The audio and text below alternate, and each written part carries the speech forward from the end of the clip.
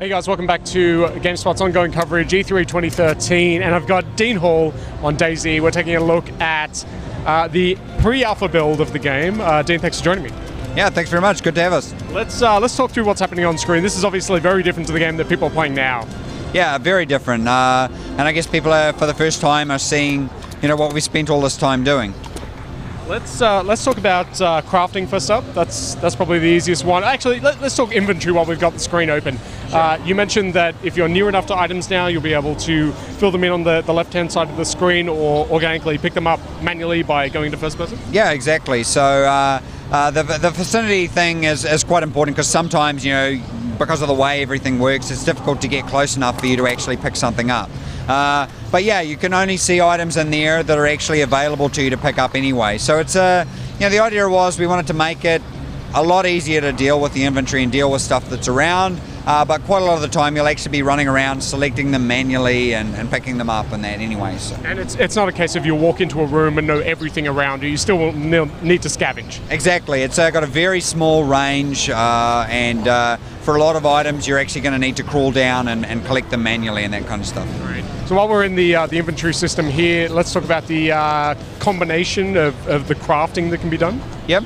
Yeah, so you can see in his t-shirt there he's got two little map things. So each of those maps is actually a portion. So that's one there, that's 1/4 of a map, and that's the other quarter. And he can actually go inside his inventory, drag them on top of each other, and craft them into one map that you'll see is actually the two maps combined. So it's a pretty rudimentary example of the power of what we have with the crafting system. Now, I guess the important thing to make people aware of is that this is all done on a server. So all this stuff is actually done server-side, so we don't have the same issues with scripting and hacking that we had with the Arma 2 mod. And you've also got the water purification option as well? Yeah, exactly. So you can't really see it because we haven't changed the camera handles for all these 3D items, but he's hovering over there the purification tablets, and he can put those on that as a bottle of dirty water, purify the water, and now it's clean. So if he drinks that, then now it's actually clean water. He's not going to get cholera or something like that.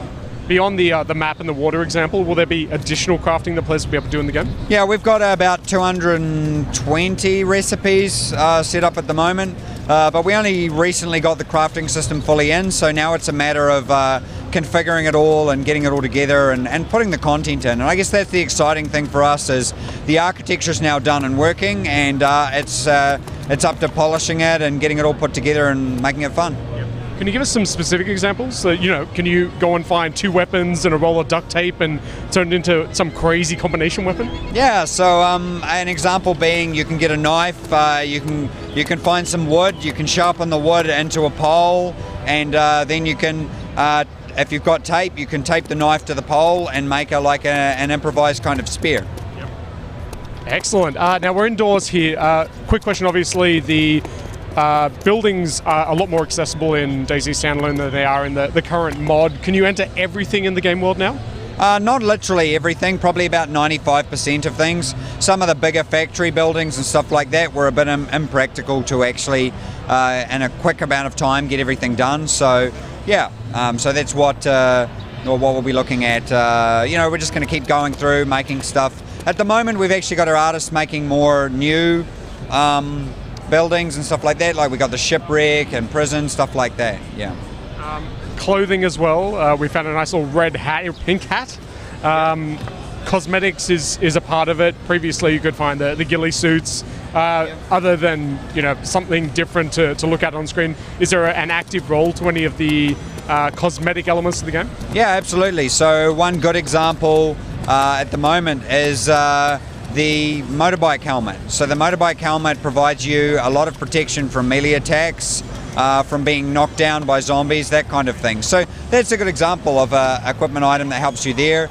A lot of the time as well, you get problems from if the weather's cold and you don't have warm gear on, your character will start to get cold and they might get sick. Knockdown, you mentioned it. A couple of new changes coming that you can actually be pushed over by the undead. Can players do that as well? Not at the moment. We haven't done the melee system yet. So obviously the melee system in the mod was a hack, and what we really wanted to do was have a much better melee system that actually was really quite fluid and yeah, just a lot more polished. So we're working on that, and then yeah, players will be able to knock down other players, that kind of thing. And stumble as well. We can talk about stumble and perhaps the preparedness for weapons at the same time then, because they both seem to be those situations where you do take a slight performance hit for doing particular things. Tell us about stumble firstly, and as we go here, the ability to have a rifle ready to go as opposed to running with it. Yeah, so stumble is basically, you can see, and it's all placeholder at the moment, when the zombie hits you, and obviously you note that we've got a problem at the moment where the attack isn't sequenced with the animation. It's something we're fixing next week. We've redesigned the system, so it's one of those things that's just sticking with it until we put the new system in. But yeah, so you get hit by a zombie and there's some kind of animation played with some kind of penalty, so that it feels a little bit more visceral, and actually there's a chance that the zombies can actually knock you completely over. And once we've got more different types of attacks in, you'll actually see that happening from if a zombie jump attack hits you. So we're going to get a lot more specialized there. What you're really seeing here is just very, very prototype, early work with the zombies, which are going to be a work in progress for a long time.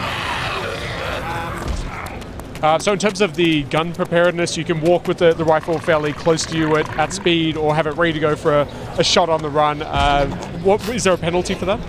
Yeah, so a big concern we had was the shoot on sight mentality, and that we were part of the problem because of the way we designed the game. So that's where we actually looked at having it that you hold down a key to aim, and it sounded like a great idea, but it turns out it was a really bad idea. So we ditched that, and now we have this thing where the weapon is usually lowered if you do something, like open a door or something like that. But if you raise it, you can actually raise it by pushing the left mouse button, or you can get into weapon preparedness mode with T and switch your stances, so you can either fire from the hip or fire from your shoulder. Obviously, firing from the hip, you're really just spraying bullets in every direction.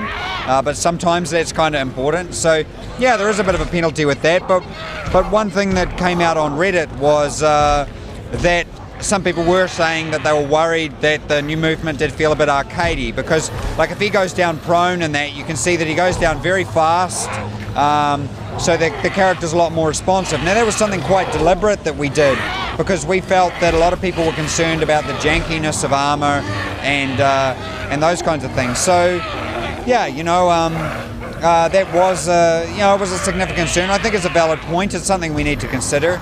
Maybe we're a little bit hypersensitive to the feedback from the mod being a bit janky and feeling like you've got a washing machine strapped to your back. So it's something we have to work with the community and ask them for feedback, and I guess that's what's going to happen when we get the alpha out. And you mentioned community. You've talked previously about some of the stuff you want to do beyond the vanilla experience of being in the world, some of the bunkers and subterranean combat and defense.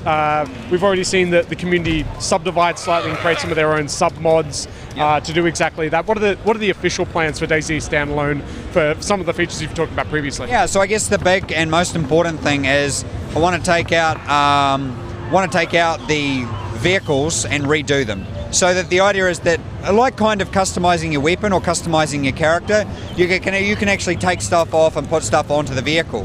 Find a door somewhere and put that door onto the vehicle, maybe like up armor and that kind of stuff. So we want to deal to that first. Then we're going to get a little bit more advanced in with base building and underground structures and stuff like that. And we've got a couple of options there. One of them is definitely we do it instant style. So Skyrim, like you walk up to a grate, enter a dungeon and you go into a little area. But from there, I guess there's a couple of options. One of them is Red Faction style, digging it out in 3D. Love to do that, but there may be some multiplayer performance issues with that. If that was the case, we'd do it more like Evil Genius, isometric style base construction that you end up running around. Perfect. Now, in terms of console version, we've heard about plans or hopes to do it in the past. Is there an update on that? Yeah, look, I'd love to see this on the Xbox One. I'd love to see it on the PS4. But any console we go with needs to support self-publishing and not make us pay for updates. So, yeah, it has to be an indie-friendly console. And tell us a little bit about it. We saw that you're going to include radio stations within the game world, and you're actually calling for submissions from people to be able to broadcast. Can you tell us more about the features and how that's actually going to be implemented? Sure. So we went through and we redid the VoIP system that we had in game to improve it and fix some bugs. While we were doing that, a programmer created radio that you can use to communicate, like a walkie-talkie with other players. You can use it like a baby monitor by turning off the mic. Choose your frequency, so different frequencies, that kind of thing. And as part of that, we realized we could do streaming internet radio directly into the game.